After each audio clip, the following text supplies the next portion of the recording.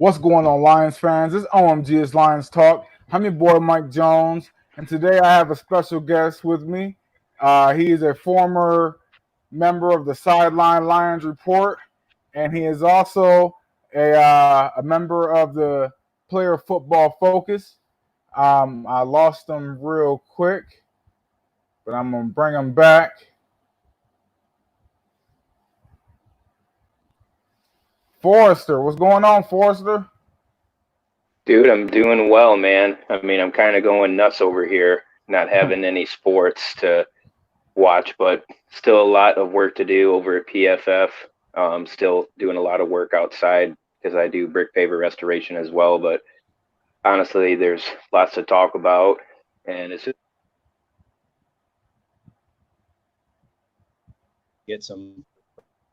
just getting face to face, virtually together. Doing this is pretty excited to meet you.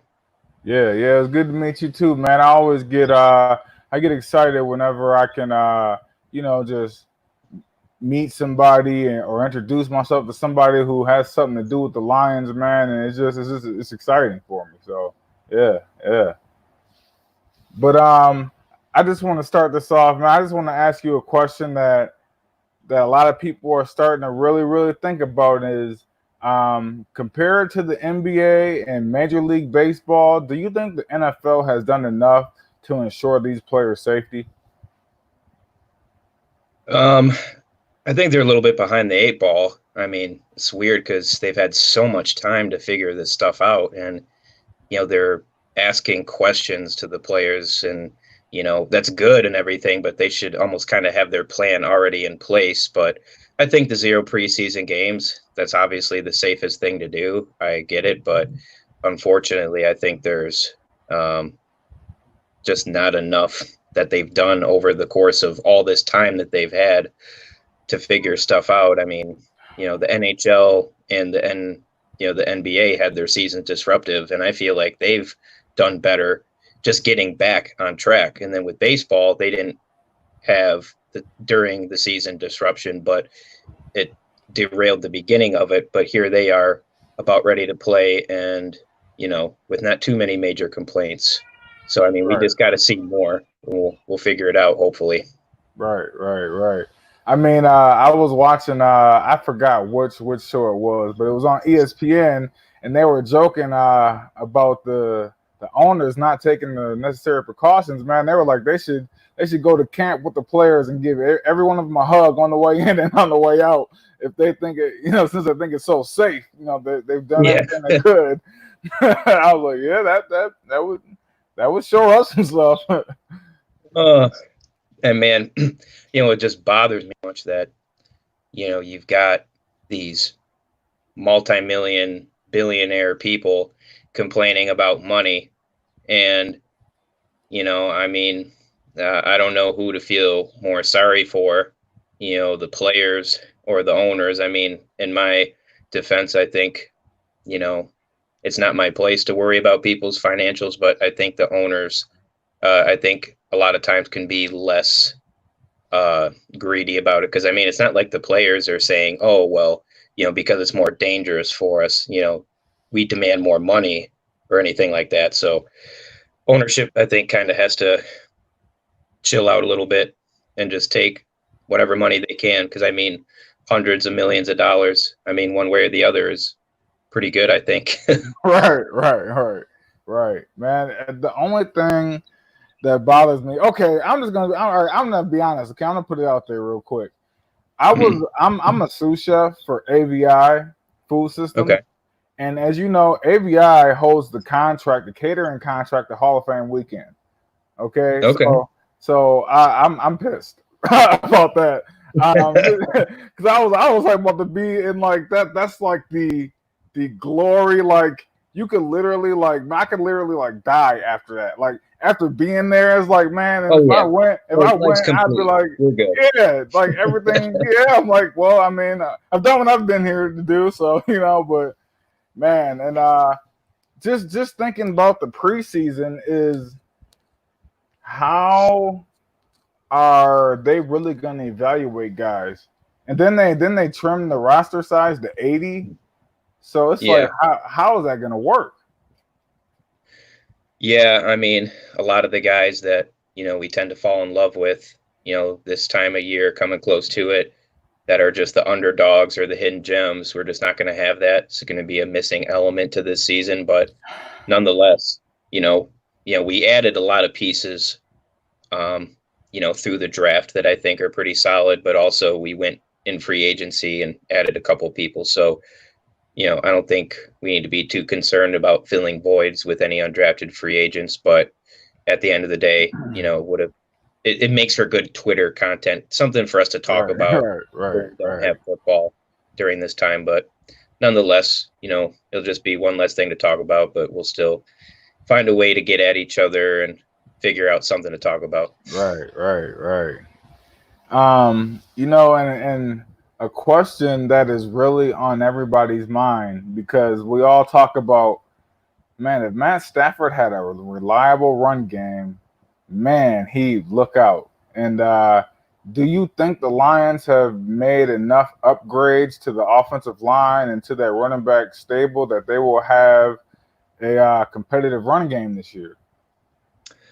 Well, I think even last year they would have been just fine, but I think the bigger issue was Jeff Davidson, the offensive line coach, a guy that has had success more so in the NFL as a run blocking specialist. He wasn't the best protecting his quarterbacks with pass pro, but when he stepped down and Hank Fraley, who was an assistant with us last year with the Lions, stepped up, he's now he's now heading the offensive line.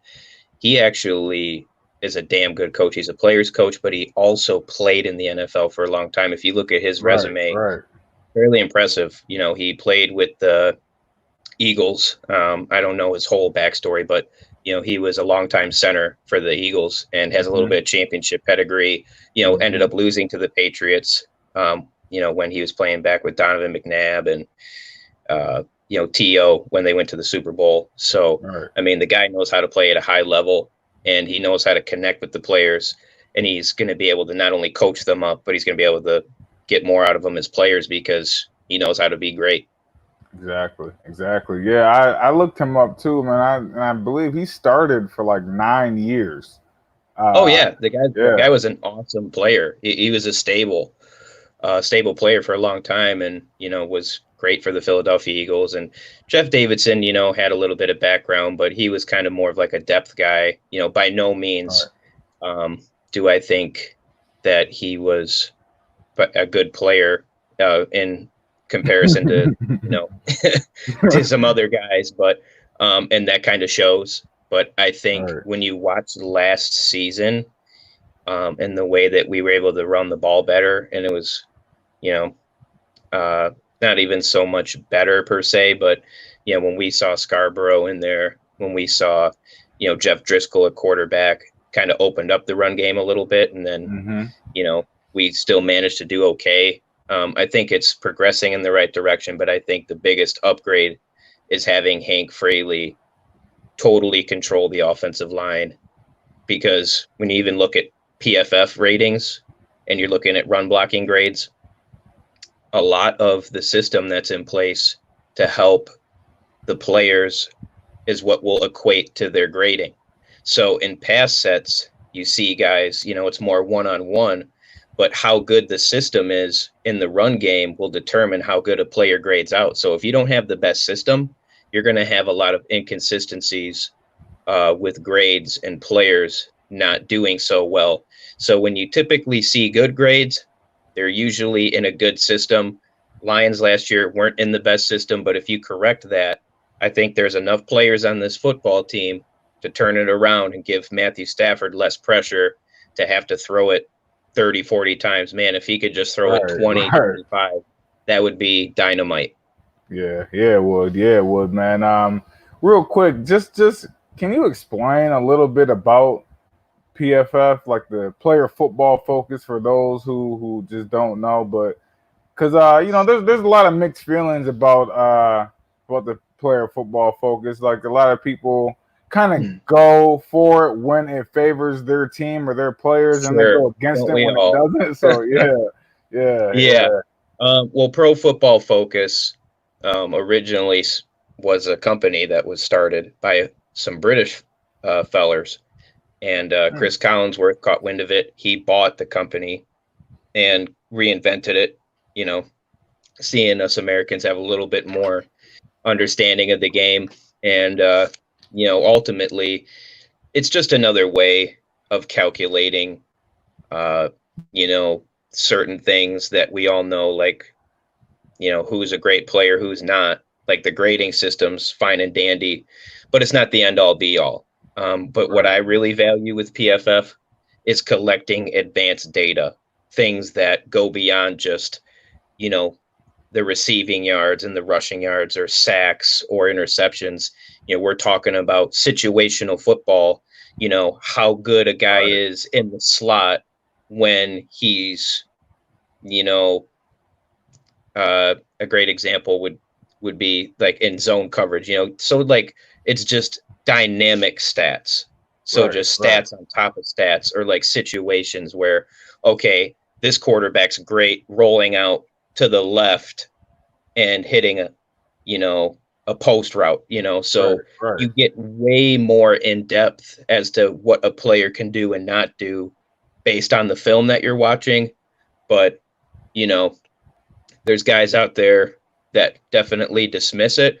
And there are parts of it, like I understand you can't just, use stats alone as the deciding factor for whatever it is that you're looking at. But it is just another tool in your arsenal to try and be more educated with things. But I think it ultimately helps the NFL and even college football itself, because if you see that, oh my gosh, Hawkinson's really good on hitch routes, or, you find certain things because they have access to that data, anybody does pay for it.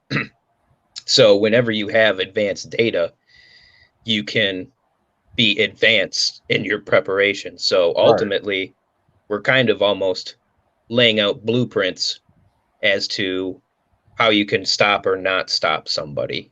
Right. So it's interesting work, but it's not the icing on the cake. I just think it's one of the ingredients that makes the cake ultimately.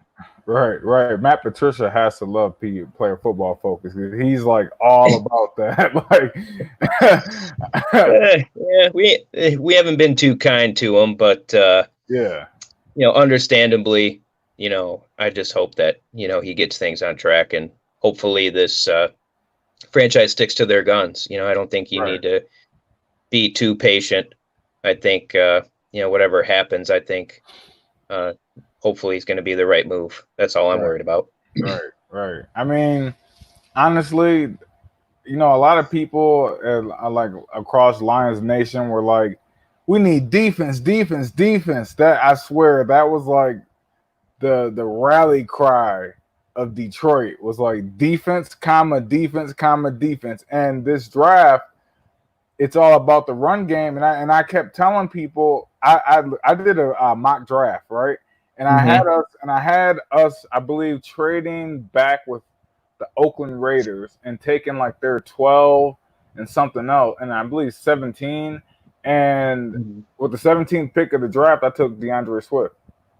I did that about 3 weeks before the draft, because the whole time I'm like, man, we need to get this run game set so Matt Stafford will make it through a season. He can live. Like, he's not gonna make it. I'm like, if he has to drop broken back, record, bro. I hear you. Yeah. It's like, bro, I'm right there with you, and I'm surprised you had DeAndre Swift that low. I thought he was going to be the first back off the board, even though he wasn't my personal favorite. The value was just so good to take Swift. It's just unfortunate he's not a more healthy player, because he's not necessarily been the healthiest through college. Nothing serious, but I think he's the perfect back to team up with the rest of the guys. And I actually talked up Jason Huntley a lot more, because I was hoping in the second round, maybe we'd get our edge rusher there, or, maybe be crazy and get a backup quarterback. Who knows? But I was looking at Jason Huntley out of New Mexico State and thinking, wow, this guy's like the Tyreek Hill of running backs. He is Theo Riddick on nitrous, man. He is such a sick player. And I thought we would have been fine there. You know, I didn't think DeAndre Swift was a necessary move, but hey, you know what? You don't know what's going on with Kerryon Johnson or Bo Scarborough or how they feel about Ty Johnson. So it doesn't hurt. But, you know, Jason Huntley, he's a slot / running back, basically a flex player. That's an awesome kick returner on top of that. So, you know, that's a guy that people don't talk about as far as getting the run game going. You know, he's a little jitterbug and he's got mega juice. The guy is lightning quick, great hands, best pass catching running back in this class. So it's going to be good to have that. And I know Stafford enjoyed many years having a good outlet in Theo Riddick, and hopefully the same can be said with Jason Huntley. Yeah, I'm hoping Jason Huntley can be like a Darren Sproles type of player, like you know, like maybe a Westbrook, Philly, like maybe like something in between. Oh, Brian Westbrook. Oh my God, I haven't heard that name in forever. Love it. Love it. I'm just Jason Huntley, man. I see the Lions keeping all 5 running backs. The 5 on I see them keeping Kerryon, Swift, Scarborough, Johnson, and Huntley. And I just don't see a fullback making his team when Isaac Nada can play fullback or play that up back kind of like a tight end / fullback. I see that being Isaac Nada's role. So I just don't see the. You're the man. Couldn't agree with you more, man. Yeah. And another guy that actually got a little bit of snaps for us last year and was a pretty decent fullback back in high school was Jason Kabinda, who he's a hit stick on special teams. And, you know, at Penn State, you know, he was a pretty solid player too. And as an undrafted free agent rookie, made the Raiders roster in 2018, did pretty decent. You know, he ended up getting let go and the Lions picked him up. You know, they're not afraid to use linebackers, you know, at fullback with the Patriots. You know, if you remember Elandon Roberts, if I believe that's how you say his name correctly, you know, he's a linebacker and they stuck him at fullback. So I don't think Matt Patricia will be afraid to influence that as well. If you can get someone that can just be a truck stick and go light people up, you know, knock some teeth out of people's mouths. You don't need to have a distinct fullback. You can have a linebacker that's a great special teamer, can go bang some heads. You can have Isaac Nada. I think it'll be a battle. It'll be something to watch because, you know, Nick Bawden, you know, was touted as the best fullback coming out of his class, and he really is an athlete. He was a quarterback before he switched to fullback. Oh, really? I did not know that. I did not know that. Yeah, the dude, and he can catch it.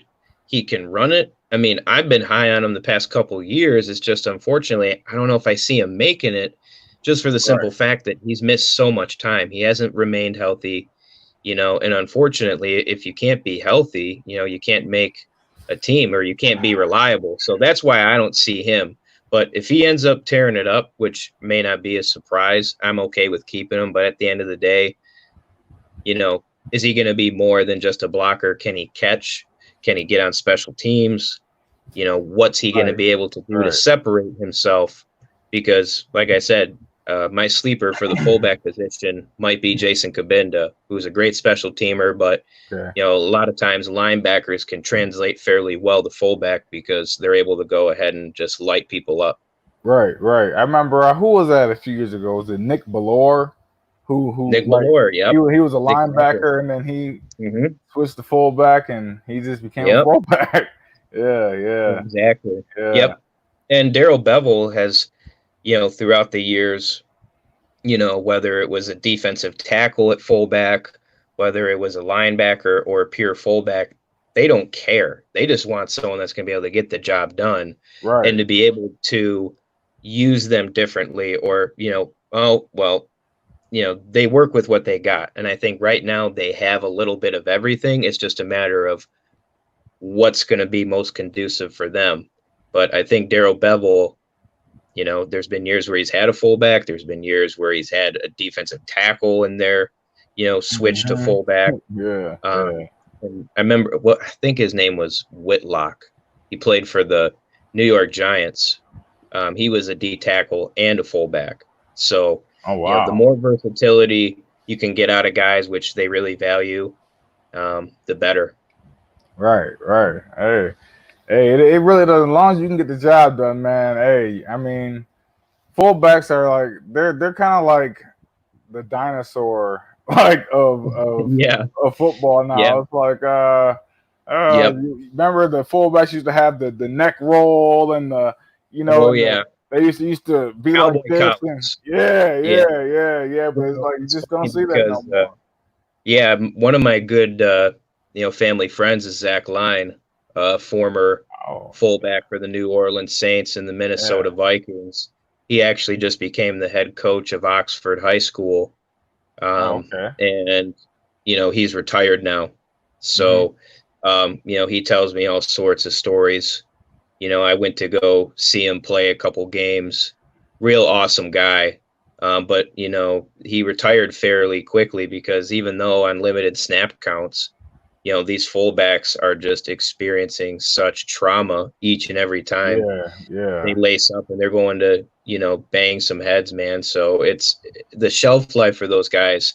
They're not just dinosaurs in the sense that not too many teams have them, but it's really hard to stay at that position for a long time. The longevity there is not that great because they're also on special teams and they are, that's a lot. Some of the biggest hits. So it's a lot on their body, but I know a lot about, certain things in the NFL just from having that resource of having a good friend that, was honestly one of the better fullbacks in the league. I mean, hey, there might have been 5 or 6 of them or whatever, but the dude was a great player for as long as he was in the game. A lot of respect for him. And he definitely provides me with a lot of cool information, a lot of cool stories. Like he talked about how Kuechly was just such a little dog, man. Like he was so hard to block. He would just come full head of steam. Like he tells me, all these cool stories. So fullbacks are definitely something to watch out for. It could be an interesting battle come 2020. Yeah. I believe so, man. I just got this thing. Isaac Nada can play that role, man. So I just don't see Bowden making that final 55. Right. Yep. But another question that the Lions fans across like all of the U.S., if they want to even say that they're Lions fans, exactly. Has Patricia done enough to make this defense at least a middle of the pack defense? Do you think he's made enough off-season additions and free agency and getting Julian Okwara in the draft? Do you think he's done enough to getting Collins and getting Shelton and getting Harmon? And you think he's done enough? Do you think he? Well, when you look at a lot of the personnel that the Patriots have had over the years, based on who they have talent-wise, they have the right pieces. I mean, they're never really that loaded with talent. They just have the right guys, and they have a great system in place, like phenomenal system that helps these guys play at such a high level. Right. So I think ultimately he has the right pieces for what he wants to do, especially adding through the draft. Getting such good value with Julian Okwara was pretty awesome. Granted, he's coming off a broken leg that he suffered, I think, later in the year. I think it was like November. So we don't know how well he can contribute right away. And he's still learning to be a better run defender. But I tell you what, man, you're coming to a team that features probably not just the best run defender at defensive end with Trey Flowers, but Romeo Okwara, his bro, is not a bad player in that regard. He can really set the edge. So, I mean, to have big bro and Trey Flowers there to help you develop and get better as a player, that's going to be awesome. I think the jack role is kind of like the biggest toss up, like, not just who is it going to be, because I think it's going to be a committee approach. I think they're going to rotate guys in. They're going to maybe have a little bit of Austin Bryant. I think they're going to probably have a little bit of Jared Davis. Definitely have a healthy amount of Jamie Collins. But ultimately, this is a multiple defense. We don't know based on the personnel or what they think they are going to be best at, if they're going to have a jack role every down. Maybe they do more of a 4-3 where instead of a jack player opposite Trey Flowers, it's more of a defensive end type, or who knows? I just hope they incorporate different fronts, because if we're a multiple defense, I want to see more than a 3-3-5. 99% of the time, all these guys are saying how predictable we are. And it's like, I get that we had injuries, and injuries were a huge part of it. It's like, you can't do anything about it, but at the same time, it's like, you got to get more exotic. You got to get more creative. I'm more worried about the defensive system than I am the players, because the players, I think they've got enough guys. I think they've got enough versatility with those guys. I'm just hoping Matt Patricia can come through, but I'm hoping that Corey Unland, his first year in the NFL as a defensive coordinator, him and Patricia can work together and make some sweet magic, because there are some things in Philadelphia that I liked that Unland did with the Eagles, and hopefully he can bring and incorporate that with the Lions, and him and Patricia can work together. Right.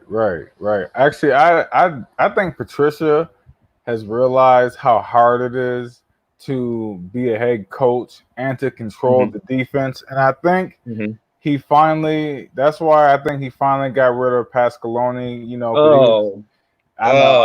they got hallelujah. My God. That was one of the best days of my life. Seriously. That guy was trash. And that's a big thing. I noticed the defense, despite all those injuries, was actually improving towards the end of last year, because I thought Matt Patricia, going like this, that means he's calling the plays. And he needs to do more of that. Corey Unland needs to help co-captain the ship, but it's Matt Patricia's responsibility to assume the role of play caller, be like George Zimmer, of the, Minnesota Vikings. I think I just called him George Zimmer. What the heck is his first name? Why can't I think of it? Mike Zimmer. Mike Zimmer. Yeah, Mike Zimmer. I was thinking of his defensive coordinator. I thought his defensive coordinator's name might have been George, but either way, getting back on track. So Mike Zimmer calling his own plays, even though he's the head coach. Look, you're there because you're a defensive guy. Take control, and that's where I'm more concerned about, because I like some of the additions. An underrated guy, Nick Williams. That's a very versatile player. A little bit of question marks with him, because he's, in his 30s, and he just had his first year of actual productive football, and he wasn't a full-time starter. But I think this committee approach and this togetherness they can put to, on the field, I think can really work out. I don't think they're going to have certain guys entrenched in roles. I think it's going to be different week to week as to how they approach the game and how they change the formations. Who's going to be the feature guy, playing the jack role? Who's going to maybe with their hand in the dirt? Are they going to throw in some 3-4 looks, which I thought would be really cool? I don't know, but I'd like to see their system shine through, because when you have a good system, you can have the kind of talent that the Lions have and be okay. They don't need superstars. Right. The two front seven players that I'm most excited to see is, first of all, our best defensive tackle, Deshaun Hand. I think he's by far 100%. The most talented guy, and I just can't wait to see him back healthy, because his rookie year was dog. Good. Dog. Yeah, right. And I just can't wait to see him, man. Like, man, I'm excited. And I like him. Yeah. And Austin Bryant, I'm ready to see Austin Bryant, man. Like, I know we've seen him like the last game or two. He finally got on the field, but I want to see him play, man. It's like you came off that national championship Clemson roster and you were a starter. It's okay, man. Now we understand you were injured, you know, and, but hey, this is your full off season. Well, not really, but right. And hey, you played with 3 first-round picks on the defensive line, but right. Show me something. I think he's still a good player, and I think that he's more like Aquara in that he's more of an edge rusher, almost exclusively, but he does have some athleticism as a jack, as does Julian Aquara. Those guys can drop back into coverage. They are pretty savvy. I wouldn't necessarily rely on them too much as edge setters or kicking them inside. But I tell you what, Austin Bryant, there's just a lot of question marks, and hopefully those question marks can elevate and be good, because if they can, then, we're not going to be sitting here in a few months saying like, oh man, I really wish we would have signed whoever. But I mean, can Desmond Trufant, can he step up and be healthy? I mean, the guy had 4 picks in 9 games. Dude's a dog. Yeah. He's a good player. So there's some good players that I think can answer the call. It's just a matter of, does it happen or not? I mean, there's so much uncertainty with life in general, and sports is just the same. But I tell you what, I'm excited for a lot of these guys to come out, because, there's a lot left to be desired. There's those flashes, there's those glimpses of things that you really want to hold on to more than just those little things. So those 2 players you mentioned, I am excited, and I think they're going to have big roles coming up this year. Right. One Pride Nation just said Eric Ebron is sorry. He just flat out sucks. Was recently, his recent comments, and why did he? I mean, yesterday on the DSA, I kind of defended him, just a little bit, because I know this wasn't a question, but it was mentioned. Not. It was mentioned. It was mentioned by One Pride Nation, and so yeah, man. And I'll subscribe to it too. But yeah, so Eric Ebron, listen, I feel like this. Okay, Eric Ebron should never have been a top 10 pick ever, right? So. Right. And his expectations, when you're a top 10 pick, you better be Tony Gonzalez. If you're a tight end and you're a top 10 pick, you better be Tony Gonzalez. You know what I'm saying? And the problem is all those guys weren't even picked in the top 10. So it's like, right, exactly. It's not saying it can't happen, but I mean, Eric Ebron had drop problems in college. He wasn't a great blocker in college. That was just like a total whiff with the scouting department and everybody involved. It didn't just come down to them, but it's like how they collectively came to that decision, how Aaron Donald fell that far. I mean, I get the size, he was only like 285, 290, 295, that area. But, even Zach Martin, I mean, there were so many options there, and Lions making Lions decisions. So, right. Odell Beckham was there. Yep. Yeah. So, and just like all those things, man, with Ebron, just don't give the guy any attention. Like, right. Whenever you put that negative stuff out there, honestly, it's just energy wasted, and it's just going to be a continuous toxic cycle. Yeah. Honestly, I wish nothing but the best for the guy, because, right. Me too. I'd like to, see him do well for himself, just for the simple fact that, it'd be cool to say like, oh, hey, the Lions drafted that guy. At least we can hang a hat on that guy, because then what's worse, him sucking, and then Lions fans get to say, ha ha ha, in your face, boy. Right. Oh, crap, he was on our team. Like, our organization sucks. No, I would rather it just be he does well, and he's just a toxic person, than it is a situation where like the Lions completely whiffed, because I don't think we completely whiffed. And I don't think we knew much about his maturity level. Like, that's something that sucks to deal with. My goodness.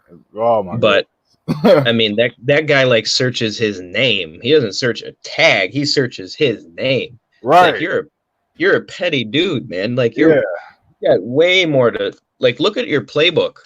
Like, get on a jugs machine. Like, I don't know. You know, it bothers me a little bit, but just don't give any attention to it, and, you know, think about other things. Try and interact with someone that would be positive. You know, try and reach out to, you know, a Trey Flowers. Try and reach out to a Jamie Collins or whoever. You know, there's guys that are going to give positive energy. There's guys that, you know, aren't going to try and roast you or your organization, because, you know, if Eric Ebron's talking all that smack about the Lions, best believe he'll talk smack about anybody that he thinks is not good. So that's not good to have in the locker room. So I hope he tones it down, maybe even just deletes the whole damn thing. Right. I think he needs to stay off social media. Yep. Yeah, he just can't help himself, man. I've just never seen that before. Like, a person who's so caught up in it. And the last thing I'm gonna say about him, and we're gonna move on, man, is I'm so mad because I've seen the flashes of Eric Ebron. They remember that one game against, I think it was the Cleveland Browns, where he had like 11 catches for like over 100 yards. Yep. For 100 yards and a touchdown. I was like, wow, like that's the guy that we need. And then that was just the flash. And then the Colts, he was the second best tight end in the AFC that first year. And I was like, wow. The guy's a flat out stud. Yeah, he is. He can be anyway. He's just too emotional, man.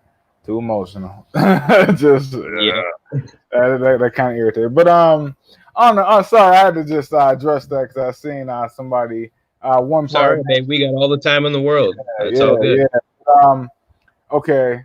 Where do you see? Do you think the Lions can honestly win the NFC North? Do you think their chances are slim? Or are they right up there? Like, hey, it's anybody's ball game. Honest opinion. Oh boy. Oh boy. Yes, they can win the NFC North. I'm not playing. I am not under any substance whatsoever. Completely sober saying this. That team this year, 2020 Lions, if everything goes okay, I think have a chance to not just be a playoff team, but I think they can win the division. Yes. Yep, 100%. Yep. I do too. I do too. Because, I mean, when you look at the division, you got a Green Bay Packer team who didn't improve.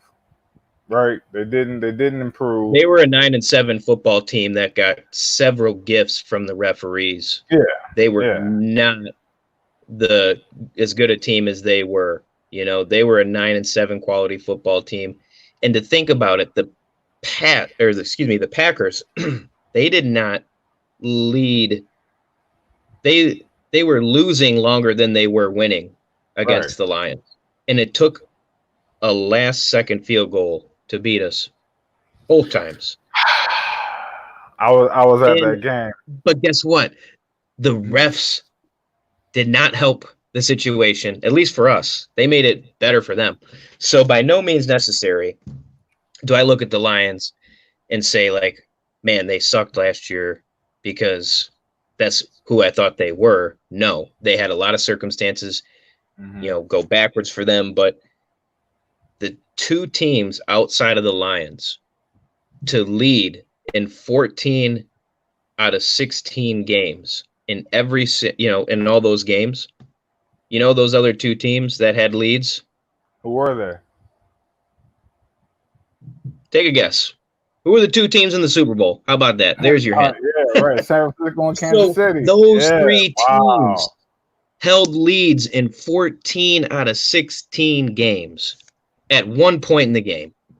Right. And one end of the spectrum is championship caliber. The other side of the coin is dumpster fire, garbage. Right. But there was garbage because of many circumstances. But it's almost like so much went bad that I just don't see it happening. And I think a lot's going to improve. And I think Darrell Bevel and this offense is going to really help carry this football team. I think they are going to be a major factor in helping this team improve. Yes, it's supposed to be the defense, but I don't even think they need to be that great in order for this team to elevate to a division winning caliber. But the Minnesota Vikings, you best watch out for them. They had a great draft. I think they still got some good talent, but I think it's the Lions' time to shine. And I have not called my shot on a division championship since I think 2014. I think that was the year that the run defense almost was like NFL record setting. I think we were 12-4 or 11-5. 11-5, 11-5. Yep, exactly. Yep, and they didn't win the division at that point. Ironically, still haven't won a division. At least you have to go back to the NFC Central, which we're not in anymore. But NFC North wise, I think they could. This would be the first year, 2020 clear vision, new decade, new era to usher in with this group of guys, because Matt Patricia came into this process late because he came off a Super Bowl and he basically had to pick from the scraps as to who he wanted on his coaching staff. I think a lot of the guys he has now, I think they're ready to go for a playoff push, but go for a division title, 100%. Oh yeah. So I take it you think they can too. Yeah, actually, I bet on. I bet the Lions would. Bet on it. I did. MyBookie.com. Oh. I took the Lions to win the North, and plus 650 on that. So I took it. Okay. Yeah. And Stafford's a dark horse MVP too. The odds might be in your favor to just drop 100 bones on it. What's $100? Plus 3,500. 3,500. Yeah. And the Lions, the Lions that make the Super Bowl are a plus 7,000. So if you got some extra, extra money, maybe you got some of that stimulus money or government something. I got a lot of working my ass off money. That's what I got. I'm just not spending it, man. I'm preparing for whatever, preparing for the worst. But I tell you what, man, there's a lot to be excited about. Last year, I was not all that excited. And then, it was even just it wasn't so much of a low point for me when, we started not really looking great. I'm like, kind of anticipated this. It was the first year, Patricia, where, I was kind of a little optimistic. I didn't want to, be too down about the guy, but ultimately, it's an interesting scenario to say the least. Yeah. I originally thought that he was going to come and kind of take them from where Caldwell took them. But then if you recall what he was saying in his interviews, he's like, well, we're going to wait and see. And he kept saying we're just evaluating right now. And right before the season started, I'm like, oh shit. I could tell he basically he chalked up before the season started. He chalked up his first year under evaluation. We will win how many we win, and I'm just going to evaluate and weed out what I don't want.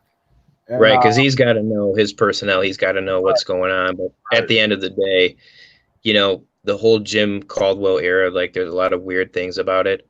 But I mean, there were a lot of bad pieces around Caldwell. Our offensive line coach, Ron Prince, trash. Yeah. Terrell Austin, was okay. Yeah. Jim Bob Cooter, not that great. There were so many things about that team that really weren't Caldwell's problem, but he faced the brunt of it. Yeah. I'm not saying he should have stayed, but I think there were a lot more problems worse than him that I thought if they corrected that, I think they still could have continued to win. I'm not saying Patricia can't get on the winning train, but, I look at the Caldwell era and I look at the firing of him and I understand it, But I also look at all the pieces that were also here, and even the GM, Martin Mayhew. There was a lot of bad, and I thought Jim Caldwell unfortunately took more fault than he should have. But at the end of the day, we're here with Matt Patricia, right? And he is my head coach. Yes, he is the guy. He's my guy. So I'm going to stand by him, and hope for the best here. But it was sad to see Caldwell go. He's a good man, but I see where the regime, this ownership that says, hey, like, we're better than 9-7, then let's see it. Like, it's about time. No more excuses, and you build your team through a great system, because injuries do happen. You have to have a great system in place so that way the winning can still continue. Mm-hmm. You can't let injuries be an excuse. So you add that depth through the draft and through free agency, and you build on a great system. You shouldn't have to worry about injuries. You can still win football games with a good system in place and good coaching. So those things have to show up this year. Yeah. Ironically enough,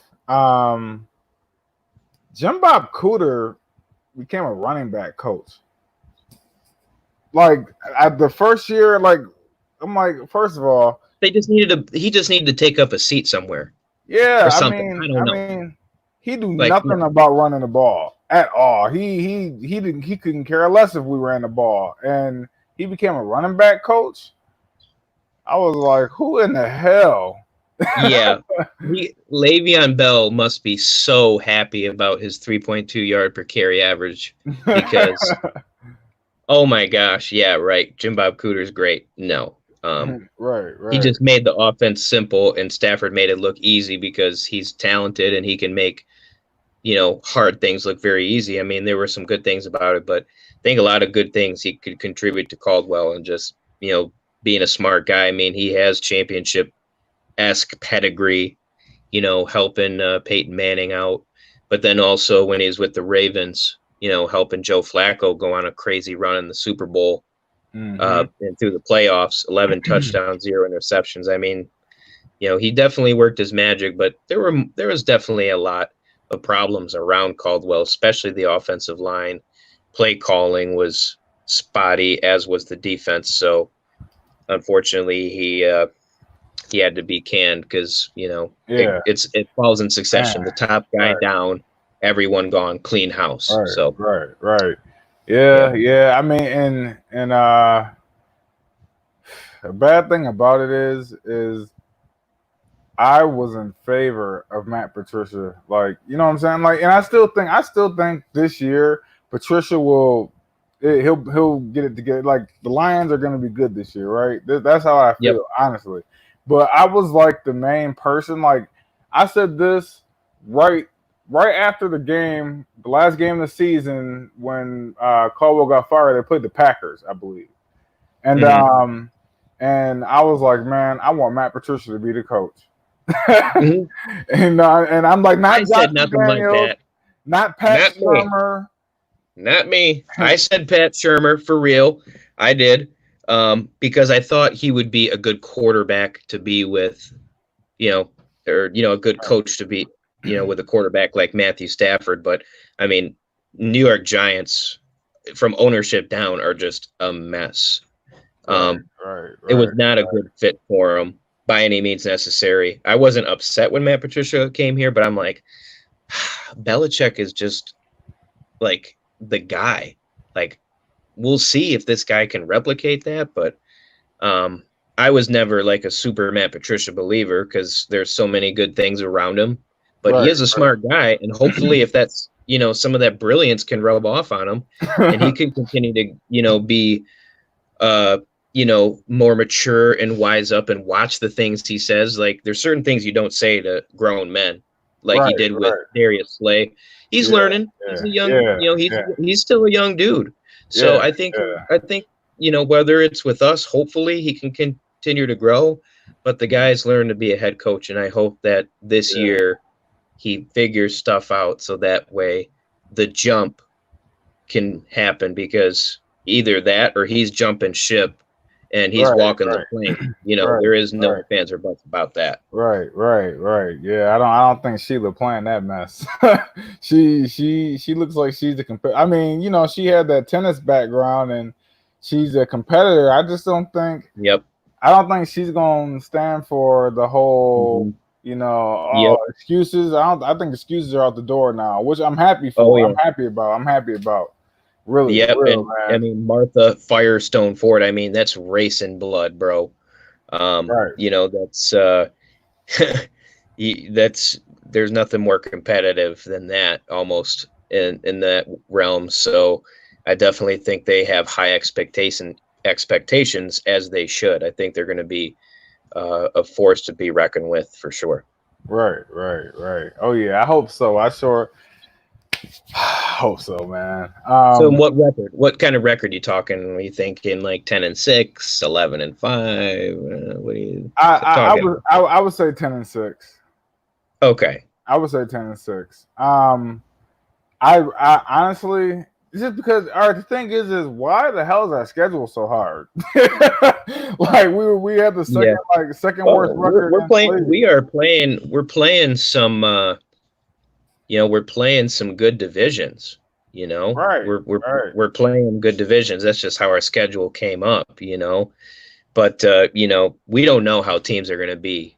You know, we say how tough our schedule looks, but sometimes throughout the season, you really don't know. So whoever the opponent is, it doesn't matter. You know, you just got to, you know, look past that. But you never take anyone for granted, you know. So they're going to hopefully take that approach. And even the teams that we play who were like last in the other divisions, because that's how the schedule works. Like we got to play the Cardinals again, which we play them a lot. They're almost like a rival at this point. They're going to be an improved team. Yeah, and they're going to be a surprise team. Yeah, you look at the quarterbacks we got to play. Like, you know, in our division, you got Aaron Rodgers, Kirk Cousins, and I mean, you know, Nick Foles, is Super Bowl MVP, decent if he ends up starting over Trubisky, who, you know, if they had a better system that tailored more to like his running, I think they could get more out of him. You know, but we don't even need to talk about that because he'd be at the bottom of the list as far as good quarterbacks. But then you got to play Gardner Minshew. You know, you got to play Phillip Rivers. You know, you got to play Tom Brady. You know, there's a lot of good quarterbacks. Like Drew Brees. Yeah, there's some dog fights coming up, man. It's gonna be a tough sled, but I would say, you know, I'm gonna be bold. I might go like 11-5 right now. Oh, okay. Right now, 11-5. Okay. Oh man. Ugh. Yeah. I don't know how bad I might regret it later, but you know, based on like they're a 7-9 football team maybe now. But once you see it through once they get things rolling through training camp and kind of get things more settled in and throughout the year, I think they are going to be that 11-5 football team. They're not that 11-5 team now, that's for damn sure, but they are going to be, at least in my humble opinion. I like it, man. I like it. Hey, don't even take it back or hesitate or no, man. 11-5. Yeah. I'm pinky. I swear on my pinky, bro. I'll chop this thing off if I change my mind. I ain't. Right. Yeah, man. I mean, hey, that's, you know, that's how you feel, man. You know, that you stick with it, man. I got that old romantic feeling. Yeah. You know what? Sure do. You know what? This with the world. It just seems like the Lions, this might be the year where they actually do something. Yeah, they just better not give us crap about, you know, if we win a Super Bowl and they try and put an asterisk next to it. It's like, yeah, we'll take it. It would be the year. It's like, would I really want them to win a Super Bowl and have everyone not acknowledge it, or would I rather them not win it at all? I don't know. I think I'd rather just take the dub seriously. Right. Oh yeah, definitely. It's like, hey, you could have, because it's like your team could have done the same thing. Now, if it comes out to be where like everyone in the playoffs is healthy, or at least like their main pieces are healthy and there's like not enough room for excuses, because there's a difference between being an able body and you can't play because of some virus you have and you feel fine, versus an injury that is debilitating and can't, allow you to be on the field. That's a totally different thing. And I understand that, but, hope to God, like come the playoff times, if we get to that point, that everyone is healthy enough so that way there aren't those excuses. Right. My buddy Luke G, who's a fellow DSA member, he just said, "What are your thoughts on the PFF grading system?" I think you spoke about it a little bit before, but I don't think Luke was listening at the time. So can you just share with Luke G, man, your thoughts on the PFF grading system? Yeah. Pretty quick and simple. It's not the icing on the cake. It's just an ingredient to the whole thing. It definitely helps understand, more about just simple plays, because there's things going on all the time during the game. It's good to watch, but there's a lot of subjectivity to it, in the sense that, we don't know exactly what the responsibilities are per se. We can kind of estimate that, and that's where guys like TJ Lang and other guys have kind of poo-pooed the PFF in a sense, and I get that. So the grading systems, in certain areas where you can definitively look and be like, okay, that clearly was a guy that this was, someone they had to be responsible for. They missed that assignment or whatever. So there are definitive things that you can look at in a grading system and come out looking very confident and, very good in your abilities and what you're doing. But other times there is some subjectivity to it. So I take it with a grain of salt. It's not the end all be all by any means, but it is a nice tool to kind of help assess things, because if there's something going on around the team where they're not doing too well, but they're still doing okay, the grading system definitely has its pros and cons nonetheless. Right. Hopefully you answered that question for Luke. Yeah, man, because we, like I said, man, we love the PFF system when it goes in our favor. When it when it makes our players look bad, we like, oh no, it's just the PFF. Like that's that's kind of what everybody does, man. So a lot of people were using it, like when we signed Trey Flowers to his contract, which right now is looking, quite a little bit cheaper than some of these guys. Like Myles Garrett just got like a $25 million per year deal. But ideally, people kept referencing his PFF grade. I'm like, I don't care. You get paid top dollar based on sack numbers, not pressure ratings, not how well you set the edge, but quarterback sacks. And the guy got paid way more than he should have. But you know what? What are the Lions going to do? They're not going to be able to get guys here for cheap. You can be the Patriots and get guys for dirt cheap, okay? But you're not going to do that if you're the Lions. But that's where the PFF stuff can get a little – it's like, you can appreciate a player. That's fine. But you're not going to rationalize to me why Trey Flowers has the contract he does based on PFF data, and I'm a PFF guy. Where are them sack numbers, bro? I want to see double digits, and I think he can do it, because based on some of the things we found at PFF, this guy was double teamed at an alarming rate, one of the highest in the league, and yet he still had a top 4 pass rush win rate percentage. So when you take into account how much he's double teamed and how often he was still able to win. Right. Yeah. True. Lord, get him some help. Please, Matt Patricia, get the guys some freaking help. True that. Come on now. True that. Yeah. See, my man from the DSA, Luke G, he firing off the questions right now. I don't know if you can see it in the chat, man, but he's asking, man, how does it help a team draft players or tell who will be a bust or not? The PFF. Do you think that helps?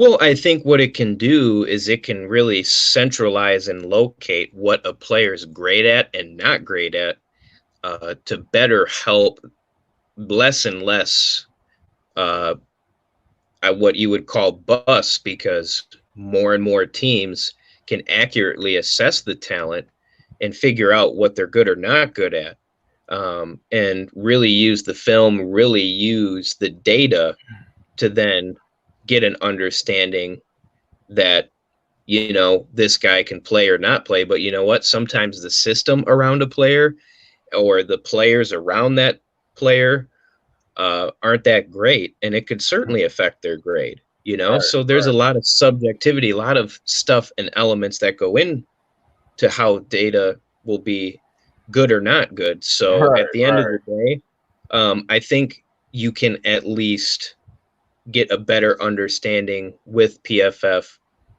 We deep dive into a lot of things that help expose what a player is good at or not good at, and that will obviously help a team, because where they have a deficiency and they need a certain type of player for a certain type of situation, because football is very situational.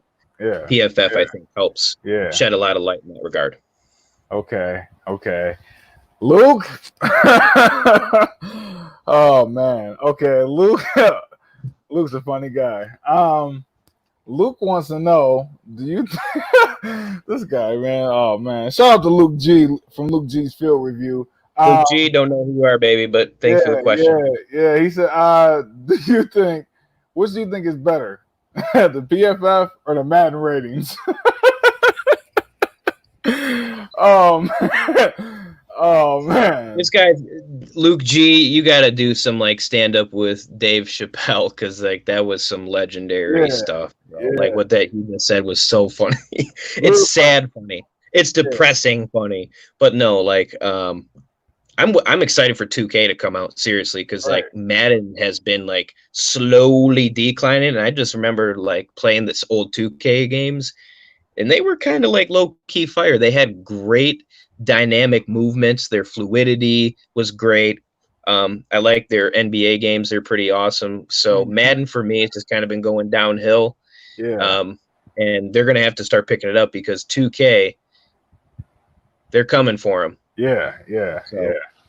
Definitely Madden ratings are worse.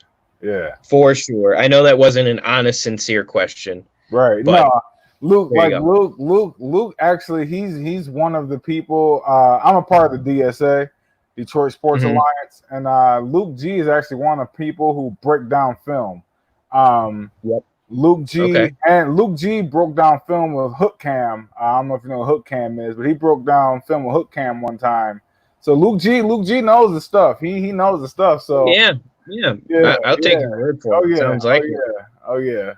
I know he was kind of poking a little bit at, we know that Luke. I'm all for it. No.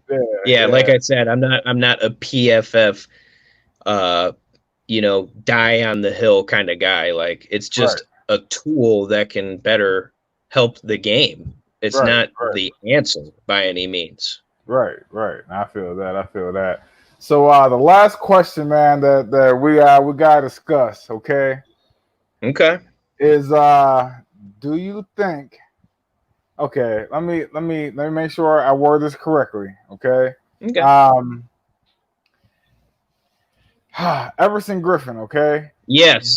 Do you think he is? Yes. If you're gonna even ask me. Right. You say Everson Griffin, I say yes. Right. Can he be the best man in my wedding? Yes. Is he the missing? Is he the missing piece? Yes. Okay. Yes. Not just because he's got a healthy PFF grade, not just because he's been super productive player. He's been fairly healthy, but the guy's just such an emotional leader. Like, he would come into this locker room and be so excited. I remember seeing on Twitter, someone mentioned, like I have and many other Lions fans, Everson Griffin. And he was like, LFG. And I ain't going to repeat to y'all what that means, but let's effing go, baby. That's what that means. He would be down to play here. Duh. Because then he gets a little revenge on his interdivision rival. And we get a little bit of insight. So are there some other decent pieces out there? Yes. And would it kind of put a wrench in the idea that the Lions would be running more of like a defensive end and then opposite the other side, a jack role? Sure, but that's okay. It's a multiple defense. I would much rather have Everson Griffin line up against the left tackle, allow Trey Flowers to be more natural on the right, technically the left side of the defensive line against the right tackle. And that would ultimately bring out the best, and then incorporate some jack players off the bench, or maybe the week that you play, the Houston Texans, because, we're playing all the AFC South teams, if I'm not mistaken. They somehow think, oh, well, we're going to start with a jack this week. Who knows? But they need a true edge rusher, because although Trey Flowers is elite as an interior defensive pressure guy, he's not necessarily elite on the edge to where he's like winning quickly off the snap, or he uses power and leverage, whereas Everson Griffin, that guy is just like a flash in the pan, instantly applying pressure. He is a true edge rusher. That's something the Lions need. Yes, that's the missing piece. I love it. Man, that's what I've been saying for the longest, man. He's like a Tasmanian. You, my mother, your cousin, everyone. I mean, like, seems like. Everson, I know you probably not watching, but if you just, man, please, man, someone could tag this video, I guess. I gotta, something, man. But we need him, man. We want you, great leader, man. And that's something that I know that, there's a little bit of falling out with the team because there were some, mental issues that he was dealing with, or like, who knows what they were dealing with, bro. But he's just a guy like us. He has family, he has friends, he has problems, and whatever he went through mentally, I pray, Godspeed. I think he's gotten through it. And I think that ultimately he can focus on just being a football player. And I think he would be a great addition to this football team. Oh yeah. Everson Griffin, come on, man. LFG. Yes. LFG. Yeah. I'm gonna put that tag in there too. Yeah, man. But man. I thank you, man, for giving me time today, man, and talking, talking Lions football, man, and letting us in a little bit on the PFF and kind of the thinking behind it, man. And man. I'd love to get together with you sometime, and we can make a regular thing out of this check-in, and maybe some developing things that come about. But this was a good time, man. I appreciate you a lot, and OMG, man, I love it. Yeah, OMG, it's Lions talk. I might have to get your Venmo because I'd buy a shirt from you. Oh, okay. Absolutely. Oh, yeah, definitely. Yeah, all right, yeah, man. We're about to get out of here, man. Thank you, Forrester, for your presence, man, and for your insight and knowledge, man, and and do your thing at the Player Football Focus, man, and hopefully, you kind of develop something on your own, man, and, get your own thing going, Who knows, man? Hopefully we just, continue to do the best we can to, help players, coaches, and fans enjoy the game more. And, God bless you, Mike. You're a good man. I appreciate the time, and hope everyone out there listening stays safe, stays considerate for one another. These are tough times, but we're tough people, especially Lions fans. We're tough as damn nails, my friend, because some of the stuff that we will put up with, you don't go to a crappy restaurant over and over again, but you go to the Lions games all the time. So no more poor product. The fans are demanding more, and hopefully that becomes the mantra. That becomes the case. So. Oh yeah, I'm sure it will be, man. But to get out of here, man. It's OMG, it's Lions Talk. I'm your boy, Mike Jones. Peace. Forrester out. Peace.